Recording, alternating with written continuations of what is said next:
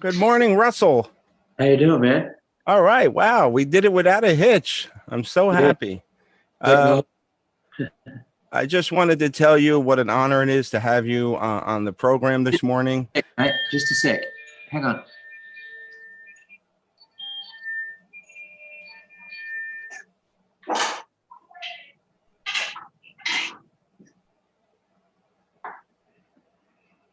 Sorry, I have an egg cooker. It just went off. That's okay. No problem. Um, as I was saying, it's an honor to have you on the program. Been a fan for as long as I could remember, and I'm sure I share the sentiments with so many other people who uh, who say you're iconic and had been listening to you since the early '70s. That's the iconic part's very generous, but we've certainly been around. That's for sure. Yeah, it's amazing.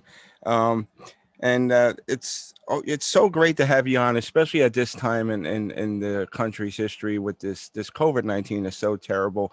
So we decided to step up and started putting out, we broadcast all year round for our servicemen and women, which is so great. But now we wanted to do something a little extra special for all these people that work in hospitals and the frontline workers and essential workers, and to see somebody like you, a recognizable face on a video for even like a few minutes, I think it makes the difference and it keeps them going.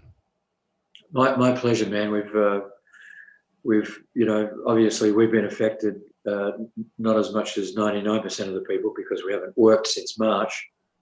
So to get to do something like this and be in touch and let people know that we're still alive and breathing, that we'll be back out as soon as we can is something else. So I appreciate that from you asking me to do this too. Oh, well, 45 years in the business, over 5,000 performances. Um, you guys show no signs of slowing down, which I think is amazing. But I mean, since you haven't worked since March, what's it like for you to just have to stop like that? Um, for the first couple of months, I guess it was enjoyable because, as you said, well, we've been on the road every year without a stop since 1975. So to have that luxury of staying put for a bit, but then you get the information because things changed so quickly for us as they did once again for a lot of people. We were supposed to do shows in April, got pushed back to July. May got pushed back to September. June got pushed back to November. Yeah. So now it looks like we may start at the end of October if we're lucky, and we have a few shows in November and December. But the good thing is that all the promoters that engaged us to play for them, we didn't. I think we got maybe one cancellation, but everything's been moved to 2021. So hopefully we can make all those dates up and get to see the fans that wanted to come along in the first place. Oh, absolutely. And I think, music is so important right now because it's funny. We did an interview with Dennis DeYoung a couple of months ago, and this was at the beginning. I think it was in May, and nobody knew it was. Everybody figured this was going to last a couple of months, and then he's like, and he said something. It was funny, but it was funny, but he said that the CDC is everybody's booking agent as far as music wise. you I'm know. going to use that. Yeah, I mean, and I hope to God you guys get back out on the road in October because we need the music is going places that the medicine can't right now. Yeah. And I know it's hard for you to understand, Russell, but it's so important right now because we're starved for entertainment. And Oh, I live in a neighbourhood that's a bunch of townhouses. It's a gated community, so everybody knows everybody, and every day when I take my dog for a walk, everybody says, "Any news on your tour yet? When are you going back to work?" So it does affect everything, and I've always believed, and it's a cliched thing once again because I'm not an old hippie, but I'm old. Music connects people in a way that nothing else does. And I've been in situations. In fact, I don't know how much time we got, but I'll tell you a story. oh, we got as long as you want, Russell. There's I no, have a bunch, I have a bunch of tattoos, and I was getting some work done in Los Angeles many years ago, and I finished the session with the guy, and I went outside this tattoo shop, and there were four Hell's Angels blocking the sidewalk, you know. And my immediate thought was, I'm going to die today. And anyway, I just, you know, tried to be bravado. And this guy said, you're the guy with the air supply, right? And I said, yeah. And he said, I just got to tell you, my wife and I are huge fans of yours. And I was wondering if I could get an autograph for her. Oh my, you were like, Oh, yeah. I was just about to hand over my wallet when he asked for the autograph. oh, that's so funny. Yeah, That's that's great. and I'm good friends with a bunch of guys in very heavy metal acts, and two or three of them have said to me in the past, please don't tell my guys that I like your music because they'll give me hell forever. Oh, yeah. So it's all good, you know. Yeah. You know, if I did a lot of research, you know, from what I knew from listening to the radio and being a fan, it all started in like 1975 at a performance of, correct me if I'm wrong, Jesus Christ Superstar, where you met Graham.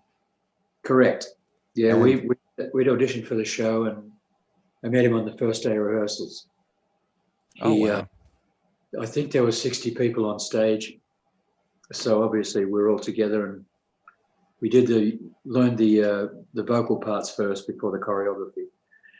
And when it came time to do the choreography, Graham fell over, and he's 6'5". So it was like seeing a giant sequoia, you know, crash. And I thought that's the last I'm going to see of him. Oh my God. Not in Yeah. a bad way, because he really hurt his ankle badly. But anyway, we kind of chatted a little bit before that point, but it was only about 2 weeks into rehearsals, full-on rehearsals, that I heard him play guitar in the corridor of the theatre that we were rehearsing in. I asked him what it was, and he said it was an original composition. And you must understand that I'd never been in music at all before. I worked in an office until I got into Superstar. So we started to actually work on his song right then, and it was quite spontaneous and quite miraculous from my point of view. So we've been working for a year and a half in Superstar when we released our first recording as Air Supply in Australia. Oh, wow. That's amazing. But but prior to Jesus Christ Superstar, you never even thought about doing music as a career. You were more into like theaters work and stuff. No. I worked in an office. When I dropped out of high school when I was 16, which was a mistake for all you kids that are listening. And I got a job, then worked in a department store for 4 or 5 years. Then I got a job in a place that was an English computers company. And in those days, it was all very hardware, you know, computer punch cards and archaic machines. And I used to work in the spare parts store, handing out fuses and batteries and all kinds of crap, you know. And I was living in Sydney with my girlfriend at the time. And she came home one night from her job, and she had a copy of the local paper, and they had a big quarter-page advertisement saying they were auditioning for singers for Superstar, and she said, you should go. And I said, why would I want to do that? And she said, you can sing. And I said, everybody can sing. And she said, not like you. So she kept on nagging me till I went, and I got the gig, you know. Well, I tell you what, though, it's I think one of the only times in recorded history that a woman's nagging actually did any good. That's another good point. You know, because I mean, you have one of the most you know, you could turn on the radio or listen to music and you automatically know you're listening to Air Supply, one of the like greatest voices that I've ever heard. And I'm a music lover. I can't carry a tune, I can't play an instrument, but I just love, you know, I have the love for the music. Right. My background is comedy, but you know, you started out. It's interesting. Like right out of the gate, you started opening for people like Rod Stewart. What was that like? You know, that was another amazing experience. We'd done Superstar for a year and a half, as I said. We finished the show in October on a Friday. Saturday night, and on Monday we opened for the guy that played Judas in the production, and he was a very good friend of ours. because we'd had a band rehearsing during the day, because Graham is still is so driven, and so he has a vision of what he perceives Air Supply was going to be and what he wanted it to be and what it is today. So we did that show, and then our manager, I think in December, said that we'd been offered to open for Rod in Australia for 5 or 6 shows. Oh, wow. Now, you have to understand, once again, me being a novice to theatre and only being in a band for 2 months, to be open for an act like that, who at the time, it was the Do You Think I'm Sexy era. Oh, wow. He was the biggest act in the world. And so we played a couple of shows with him in Australia. And then after the second or third show, he came to our dressing room and he said, how would you guys feel about opening for me on my North American tour in 1977? So we did 60 dates with him all over the US in wow. Three Rivers Stadium, Madison Square Garden, the Forum in LA, you name it, we played it. And it was the most exciting experience for me. It was the most educational, because we watched every single show that he did from the side of the stage, watched how he performed, watched how he handled an audience, watched his professionalism, his punctuality, his set design, travel, business, the whole deal. We got an education in 6 months that would normally take 10 years. Yeah, hard and fast, yeah. But what was the pressure like to be opening up for him? Like, you're 2 months out of the game. You're like, oh my God, were you guys nervous? It was, I still get scared, but the bottom line is when you're thrown into that kind of thing, and we only had, I think, 20 minutes or 15, 20 minutes to play. So by the time you get out there and get on stage and sing the first song, you're already back in the dressing room because it's over. Yeah, yeah. So, that was one of the experiences too, where I don't really remember a lot of it because we didn't get a chance to stop and enjoy it. If we weren't playing for that long on stage, but we wanted to absorb everything we could.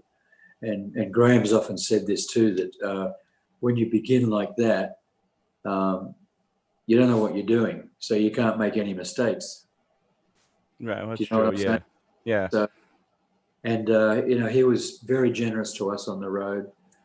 Didn't hang out with him too much because typically he'd play a show and then use the city as a base and fly in and fly out before and after the show. Got to hang out a lot with his band members, Carmine Appice and Phil Chen and Billy Peake and Jim Cregan, those guys, and they're a lot of fun. And of course, when you're also a novice at being on the road, there's some dangerous guys. Well, they were at the time too.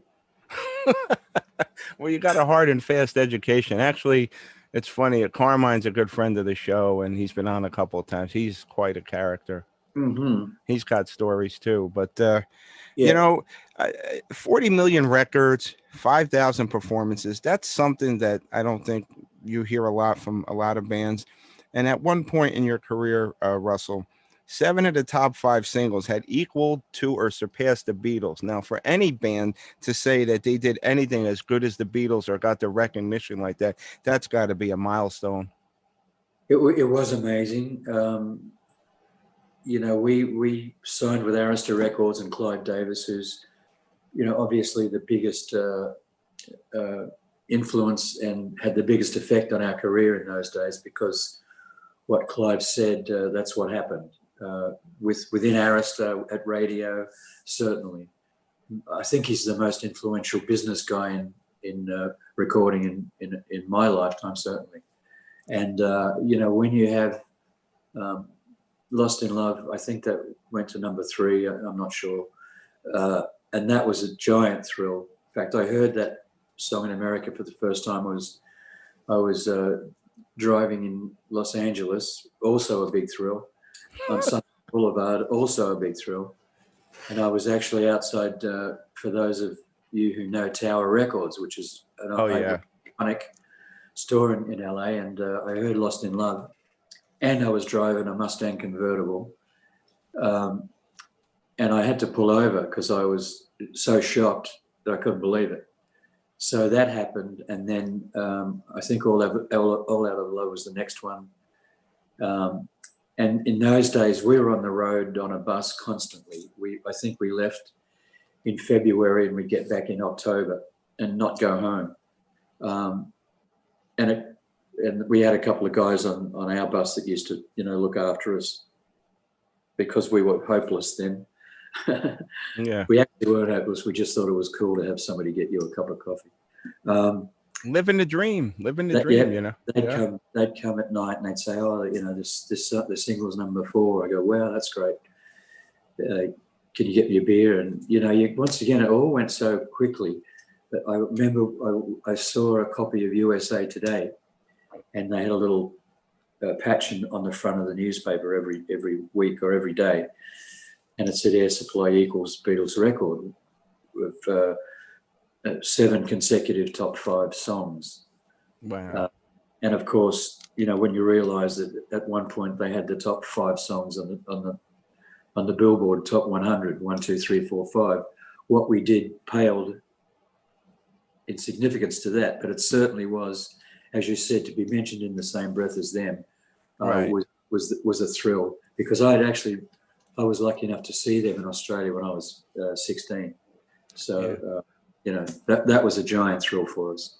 Well, I think you'd be hard pressed to find a band. We've interviewed so many artists and musicians over the past 4 years, and you'd be hard pressed to find somebody that wasn't influenced by the Beatles. But it's interesting what you said, that everything went by so fast. But that being said, Russell, did you get a chance to enjoy your success? And it took a while for it to sink in that, hey, we got something here. Well, we did ultimately, and once again, we were doing, I don't know how many shows a week. And when you got to places, like we were one of the first bands from the US to go to Southeast Asia. We played in Korea, I think, in Seoul for the first time. So to be able to go there and even for 2 or 3 days enjoy the culture and sightsee, we toured Japan extensively. To see those places, we were very early on going to Latin America. We've toured everywhere there: Mexico, Guatemala, Dominican Republic, Paraguay, Uruguay, Argentina, you name it. And for somebody that from my background, and I was born in the inner city in Melbourne, my parents were very working class, and we had nothing when I was a kid. So to be able to enjoy that experience that I hadn't actually dreamed about it. I'd seen it on TV or in a movie. Right. To be able to go and see that and experience all that stuff was phenomenal. It made me realise how lucky we were. And it's certainly, as anyone, as you know as well, travel is one of the best educators in the universe, because where you live in your city or in your town or in your country, it's really like a pimple on an elephant's butt in the big picture. Yeah. When you look at it. No, I'm more than lucky, but I worked my ass off to do it, and to be where I am. But we enjoyed it, and plus we got to meet some amazing people. We played at the Australian Bicentennial, and there's a clip on YouTube if people want to look it up, of us meeting Lady Diana and Prince Charles. Oh, wow. Yeah. We played for the Sultan of Brunei. We played for many heads of state. We played in fact, we had dinner with Imelda Marcos, which was a trip. Oh, wow. Did she bring her shoes with her? Well, funnily enough, we were at dinner and she was, and I wasn't that looking forward to seeing her, because I read a lot and watch a lot of everything.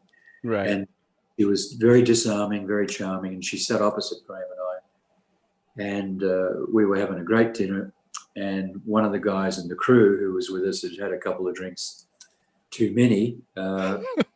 He said, because everybody called her ma'am, "Excuse me, ma'am," and she said yes. And he goes, "So what's up with the shoes?" And it was like that Schwab commercial. Everything went dead quiet. And she said, "I'm glad you asked. And she called her husband Marcos. She said, when I was married to Marcos, we used to entertain 4 or 5 heads of state and have official functions every day. And I couldn't be seen in the same outfit every day, 4 or 5 times a day. So shoe manufacturers used to send me 20 or 30 pairs of shoes a week. So I just, I took advantage of that, and I was in a different outfit 4 or 5 times a day. Now, when somebody says that to you, of course, it makes sense. Right. But on the other hand, for somebody to have 30,000 pairs of shoes when right outside your front door there are people starving in the street is a bit Yeah. of an anomaly, And know, but we've climbed the Great Wall twice.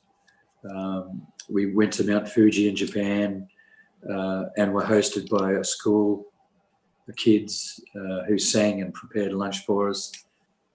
Just so many things. I mean, I can't even remember all of them now.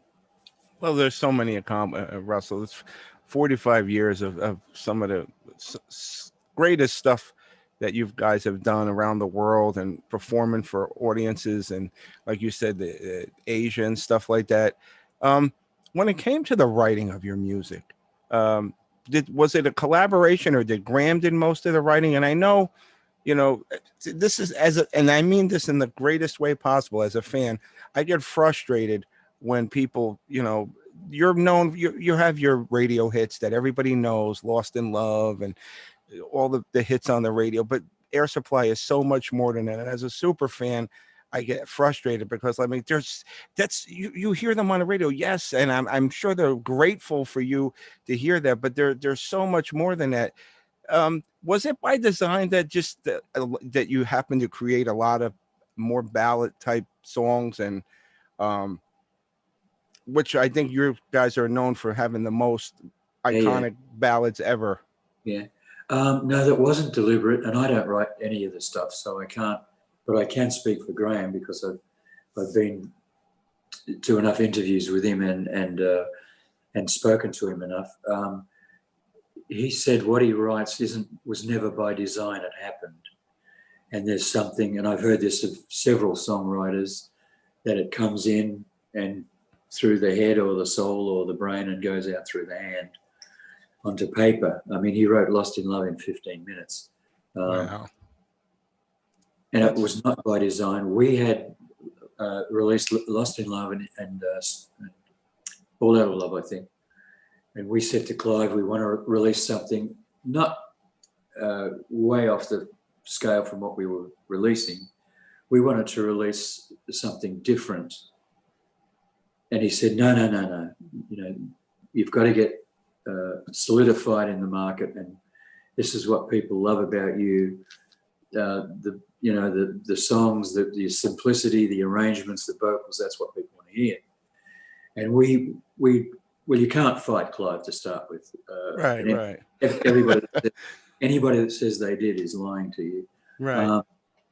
So we butted heads, and then of course, we had the other hits were basic ballads. Probably Sweet Dreams was a bit of a departure, but once again, the Australian version had this incredible orchestral piece in the middle that he decided that wasn't palatable for radio because it would have made it too long. Mm-hmm. Having said that, and we said to him, well, MacArthur Park was 8 minutes long, and Hey Jude was however long that was. But anyway, and that is, I mean, how can I complain? My career's been phenomenal. But once again, the biggest disappointment since then, because in 1985, I think we released a version of The Power of Love, which Celine Dion had a huge hit with. Right. And I still believe that our version was the best, and people can boo-hoo me and say I'm crazy, but listen to it. And at that point, for some unknown reason, radio dropped us like a hot potato. I mean, It was over, that radio. We've released, I think, probably 15 or 20 albums, CDs over the years. Some of them have got incredible songs on them that nobody will ever hear on radio. Right. And I always encourage people to listen to the back catalogue. If you're a fan, I know that you'll love them, and most of the fans have listened to them. Right. If you think you're a fan, you'll find something that you'll enjoy. I mean, we made it a few years ago on the dance charts with a couple of songs. Right. You know, Yeah. Graham's a very prolific writer, and you know, he's not into one style, but it's whatever's in his head. Right. It's And whatever comes out. Right. it Yeah. was never a plan. You know, well, we had a ballad that sold 4 million copies. Let's do another one. That wasn't never the case, and still isn't today.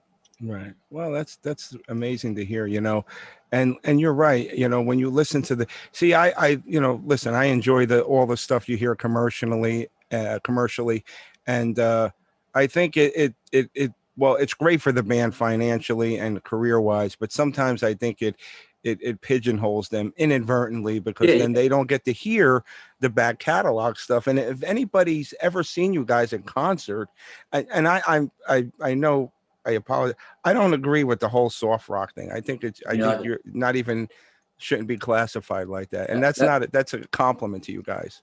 it makes me crazy. In fact, our PR guy Steve, who you've spoken to, obviously, I say to him, if I'm doing a print interview, tell him not to say soft rock.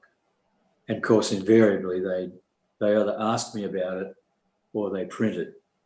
And the band as it stands today, and I say to people, if you come to the show, this ain't a string quartet. This is a rock and roll band, Right. and loud, and it's energetic, and it's a great show. And I'll be poo-pooed for this probably too. I'd open for the Stones tomorrow in a heartbeat, and be very, very proud to do it. You know. Oh, absolutely. Even Ozzy Osbourne, I think he made a quote saying that this band rocks. So, you know, I mean, if you're getting an endorsement from Ozzy Osbourne, they can poo-poo all they want.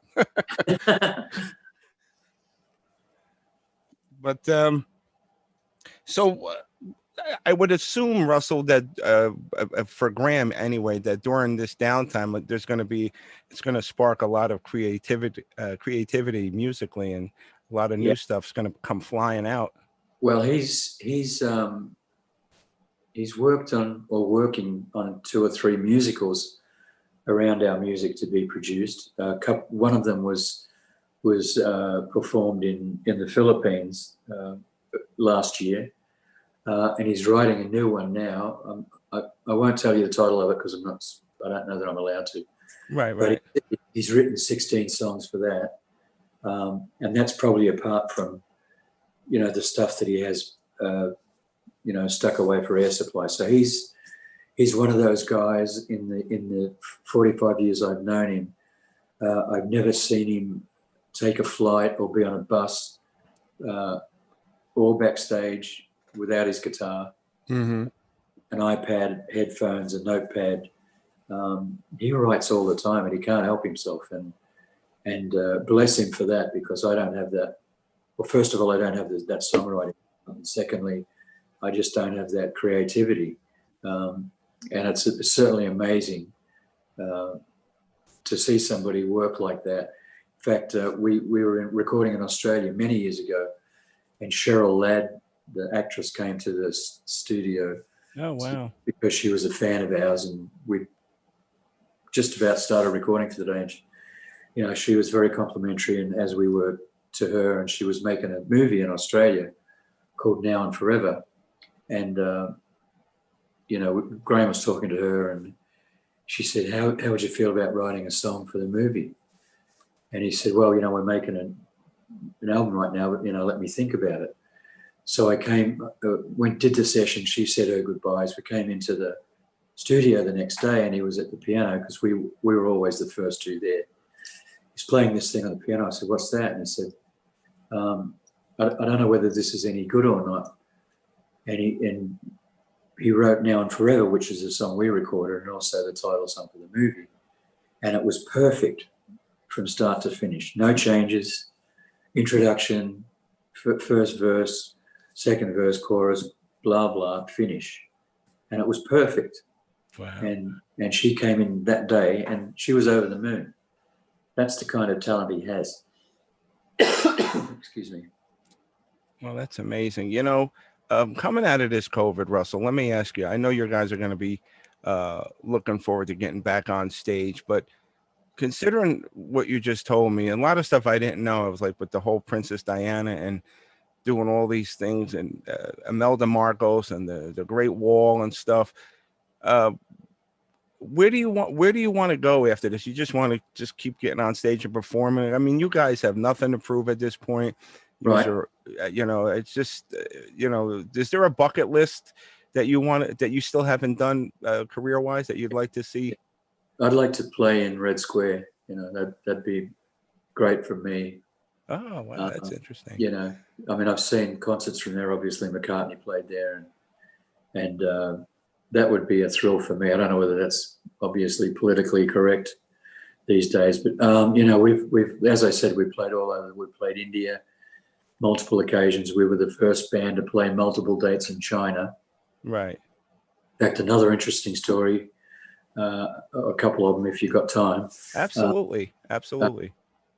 We played China, and in those days, you had to be interviewed by the military before you could play, and they had to have a copy of all the songs you were playing and vet all the lyrics, so there was nothing objectionable, sexual, or political.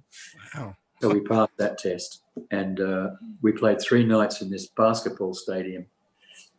And they said, one of our things is we go into the audience at some point during the show. We've done it for ever since day one, practically. And they said, because they'd seen videos of our concerts, and they said, you can't leave the stage or we'll stop the show. So we said, okay. So we did the first 2 shows, and the third show, Graham and I said, we're on stage, and we said, screw it, what are they going to do now? So we got off stage, and these guys came out with rifles, across their chests, and we just went like this, and they just kind of backed off and spread, and we got to go into the crowd, and I hope they didn't get into trouble. I don't think they did, because the promoter next day said, that's the greatest thing we've ever seen in China, and thank you for having the courage or the whatever to do that. And that was a great thrill. And in Japan, we played the Budokan. That's a very famous. Oh, the Cheap Trick, yeah. Yeah, we played there. And when we played there, they had 2 sets of what looked like traffic lights on each side of the stage. And when we went on stage, it was green. And, we said before the show, what's up with the lights? And the guy said, well, as long as the lights are green, you're okay. If it goes to orange, that means the crowd's getting a bit rowdy. If it goes to red, they're pulling the plug. It's DEFCON 1. Yeah, right. So we played the show, and once at that period, we were rock and roll, but we were much gentler than we are now, Right. And we were playing. We did the show, and in those days, in most of Asia, you would play a song and people would politely applaud, and they'd stop, And if you're obviously a performer, you think, what's going on? What are we doing wrong? There's no response, Right. And they did that, and we got away with a couple, 2 or 3 screams, and then the audience, the lights went to orange. So we got through the show without being stopped, and it's amazing to see the musical culture and the mindset of a lot of countries now, because when you go to Japan or anywhere in Asia, and especially in the Philippines, we really have a lot of trouble going out in public there even now, because we have a very high profile there. So, and rightly so. If a young fan, I'm sorry, if a young person comes up to you and wants to, follow in your footsteps, what's the one advice that you would give to them? Male, female, whatever. Well, I've always said this. I think if you have the talent, if that's a given, Right. The two things that I think are the most important is surround yourself with the best people. Obviously, I always say obviously, I hate saying that all the time. The best musicians, but more importantly, the best, most honest managers and the best, most honest financial people. Mm. Because one of the biggest pitfalls that people get into, even the likes of Sting and Billy Joel, seasoned people, got ripped off by people close to them. Yeah. Yeah. And for a lot of money. And the other thing is, I would say, perseverance, because you're going to get rejected. You're going to deal with people hating your music, somebody. I used to read all the bad reviews and get very affected by them. You guys got bad reviews? Oh, yeah, I remember. See, this is, and artists, you don't remember the good ones, you remember the bad ones. Right. And this guy wrote about me once. Hitchcock's voice was screeching and piercing. And I took offense to that. And I was going to write the guy, and somebody said, don't worry about it, take the high road. And so be prepared for that. And don't get sucked into, if you have fame and, a bit of money, don't get sucked into that, because in fact, I'm a huge Beatles fan, and this happened to us. Relatives of mine and friends in Australia, when I went back after we'd had some success, I saw Paul McCartney yesterday during the Beatles era, early, 64, 65, something like that. And this interviewer said, what's changed since you became famous? And he said, nothing really. He said, we found that it's really people around you that change. You don't change. Mm-hmm. Because they have a perception that you're a different person because they see your face on TV, or they think that you're something that you're not, and then that affects you. I've seen people that friends of mine, they became introverted. They didn't trust anybody because people around them changed so much, or they took advantage of them, of their friendship or generosity. A lot of those things can happen. So I'd be a lot of pitfalls in this business. Yeah. Very, very aware of those things. Yeah. I think we had somebody else on. I forgot. I think it was Tiffany, and she said the same thing. In this business, you got to be prepared for praise and rejection. Mm-hmm. Russell, I don't know if Steve told you, but our show airs on American Forces Network. So that means a good portion of our servicemen and women get to see it. And unfortunately, General Martinez, who is a big supporter of the show, he's retired, and he's a big fan of our show. And I got a lot of input from him. And I just wanted to let you guys know that in the 70s on through to today, that especially those men and women who are in areas where, the bottom can drop out at any minute, you don't really get much interaction with the rest of the world. I mean, AFM provides cable and radio, and it's TV and your music, as well as other artists' music, even if it's only for an hour a day, Russell, I got it firsthand that's what gets them through the best and the worst of times. The music, it brings them close to home, even though they're far away. And so I just want you to know how much you're loved and appreciated. Well, we do appreciate that, and we support certainly our troops all over the world. In fact, another story, we played Camp Casey once, right on the North Korean, South Korean, the line. Oh, wow. And it was in the winter, and they were out on exercises, and we were scheduled to do the concert for them, and our equipment didn't show up. Oh boy! So God bless them. The members of the military on the base, they loaned us equipment. Oh wow! Play. And that was such an amazing gesture for us. And once again, you understand you know, the isolation, the being away from family, not having access to a chili dog or, you know, Right. Excellent. or Yeah. wherever you want. And the reception we got there was one of the most memorable in my career, certainly. And, you know, we got to meet the top brass, and they gave us I don't know what they're called, medals. I don't know what they're called. I think they're medals. Oh, the Beautiful coins, coins. There you the go. command coins. Yeah, actually, General Martinez actually gave me one. There you go. Yeah. Yeah. Awesome. So Yeah. So we got a bunch of those, and it really was, you know, it was difficult to say goodbye because, you know, once again, I don't take any of that for granted. You could be okay one day, and, you know, next day it's all yeah, gone. yeah.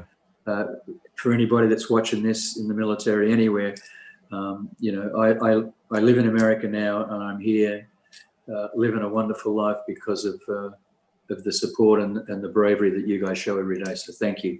Well, I know they appreciate it. I know we're running a little late, but two quick Yeah. questions for you before we let you go, Russell. You mentioned the Beatles as an influence. Was there anybody else that influenced you early on? My influences before I saw them, my father was a semi-professional singer, and my sister sang once in a while in bars and stuff. So the only people I had exposure to were Frank Sinatra and Tony Bennett, Perry Oh, Como, wow. Wow. you know, an English guy called Matt Monro. And it wasn't until, and I listened to pop music, certainly. I was in high school at the time, and a friend of mine came in and he gave me a 45, which isn't a handgun. And, and he said, "This is by a band called the Beatles." And it was, "I Want to Hold Your Hand." Mm, And as soon as I heard that, my music taste changed to one thing, and that was the Beatles. And yeah. I bought every record, I bought every magazine. I had my bedroom plastered in their photos. I couldn't wait to get the next recording, and I still remember running to the store when Sergeant Pepper's was released in '67. Oh, wow. And That's amazing. I had the crappiest stereo. The speakers faced opposite each other, and I played that, blew my mind, and I still think it's the best record ever made. So, but once I Yes. looked at them and their harmonies, which are awesome, then I was, you know, I'm a huge Eagles, Queen, Bee Gees. Oh, Queen. Yeah. They're my favorite vocal bands. My favorite band to listen to, and I've seen them 2 or 3 times. And actually, we did some shows with them in Australia in the late '70s. Is AC/DC. Oh, yeah. You're Yeah, talking right up my alley. Early '80s, AC/DC, yeah, Def Leppard, Judas Priest. I yeah, like the heavier stuff. I like it all. You know. I mean, yeah. but I, I'm pretty much. I just don't. You know, I have a 32-year-old daughter, and she, when she was 16, she was into rap, which I, you know, pardon my ignorance, I don't get it. yeah. But apart from that, you know, I like melody and I like good voices. You know, I like songs that have a beginning, a middle, and an end. I don't want to go on about 20 minutes. And I mean, I get criticized by my wife for not liking complicated music. Is Rush to me, and they're an awesome band, great musicians, and Geddy Lee's a great singer and a great Oh, bass yeah. player. Sadly, Neil Peart, you know, has passed, but you know, I'm pretty much I'll go with the flow, but those are my go-tos, and I don't listen to music very often these days, but it's always 60s, 70s, but predominantly Beatles and Eagles and Queen and Bee Gees. Oh, wow. That's great. Last question, Russell, and then we'll let you go. For a fan, not a person who wants to get into the music industry, what's the one thing that you want, if anything, a fan to take away from your music? Um, I say this during the show quite a few times. I mean, obviously, the world is in more chaos than it's ever been, you know, probably apart from 2 world wars. Right. I just like to take people somewhere else for that time, you know, to a quieter place, to a more reflective place, an emotional place and to a connecting place with someone else or other people. And, I say during the show, we sincerely hope that this has been a respite. It's been our bubble tonight with Air Supply and you guys, and now you've got to go back out into reality. And Right. for some of you, it's not so nice, and for some of you, it's not so nice. So I just want that to be an oasis of something positive and good. Well, mission accomplished. Let me tell you, Russell. Before we let you go, would you do me one quick favor?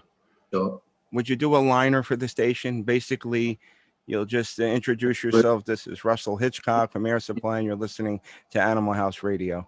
okay, ready? I'm ready. This is the camera here, right? Yeah. Yep. Hi, everybody. This is Russell Hitchcock. It's been a pleasure to be here, and you're listening to Animal House Radio. Rock on. Russell, thank you so much. God bless. I can't wait to get you guys back out on the road. If you're in the Northeast, New York, New Jersey area, please let me know. I haven't seen you guys since the 80s, and I think I'm long overdue. And, Well, you can ask Steve for a schedule, or we're on www.airsupplymusic.com, which has a schedule. And if you could get out and get to a show, call Sparky. He's our tour manager. In fact, tell Steve, and we'll hook you up with some tickets and stuff. But we'd love to meet you and meet Graham and hang out for a bit if that's possible. Oh, that's great. That'd be great. And maybe I can bring some veterans too, that and let them hear. You can hear that firsthand how much they enjoy you. But yeah, well, absolutely. And once again, it's the thing that we do, and Graham consciously does every night, is to acknowledge the military, both veterans and those who are presently serving. Well, Russell, thank you again. Everybody, make sure, Russell, real quick, what's the website if they want to catch up on all things Air Supply? It's www.airsupplymusic.com. Everybody, please go to that website. Support these guys as they've been entertaining us for so many years. Russell, God bless.